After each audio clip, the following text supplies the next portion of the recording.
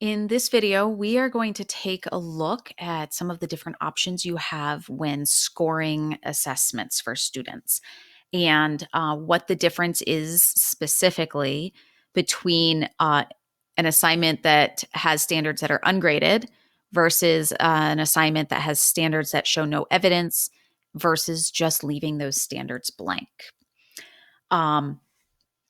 So let's go in and let's take a look. The first thing that we're going to look at is just leaving standards blank. Sometimes you give an assessment to only a handful of kids. Maybe it's just because you are giving them a reassessment, or maybe they're targeting different skills. So I have a math assessment right here. And what I'm going to do is I am going to score all of it for one student, and we are going to score maybe just one of those standards for the other student.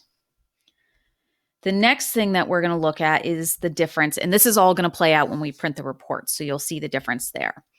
The next thing that we're going to do is we're going to enter some scores. Let's see. For right here, I have two assessments that use the exact same standards, so you can see the difference of what happens. So for the first assessment, we're going to give both students all threes.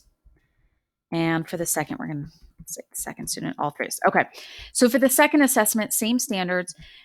Maybe I've given them a second assessment that looks at those exact same ones. We're assessing standards more than once. Now, let's say student number one has no scores to put in. You want it to show up. And actually, I'm going to come over here and let's say on this first one, I did not assess. There we go. For whatever reason, the student did not complete the assignment. And I want those standards to show up on the report card, but I don't want it to count against the student. So I'm going to use the code U. And this just simply stands for ungraded. It puts in a 0 in the system, but the 0 is not averaged into the student's overall score. Now, let's say for the second student, the student just never did the assignment. We want it to show up on the report card and we want it to impact the student's grade. So in this case, we're going to use the letter N, which means no evidence. This will also enter a 0 into the system, but the 0 will be factored into the student's overall score. So let's take a look at what a report will look like. So we're going to go to Mastery and we're going to print out a report.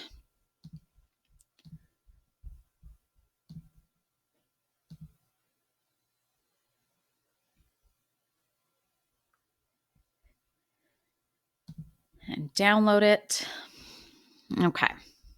So the first thing we're going to look at is the difference between, we're going to look at what it looks like if we just leave a standard blank. So on student number one, we had these standards right here, and we entered threes for that student. So you're going to notice each of those standards shows up. The student has scored threes. Now, those same standards were available for student number two, but we did not put a score in. You're going to notice that we put a score in for that first one, that only the first one, which we put a score in for, is there, and the other four standards don't show up at all. Now, let's take a look at right here. So we scored these right here. We had two different assessments. The first assessment, the student had threes on all except the last standard. And then on the second assessment, the student had ungraded on every single one. So you're going to notice that the student's threes have not been impacted, but you're going to notice on the third one, which we did not score on the first assessment and we put as ungraded on the second assessment, it shows up on the student's report card, but it shows up as ungraded. On the second one, here are those same standards, and we had input no evidence for that student. And so it has significantly impacted that student's grade to the point where they've got zeros right now. So that is the difference. That's what it's going to look like on the report card for students and parents, depending on which one of those codes versus leaving it blank you decide to use.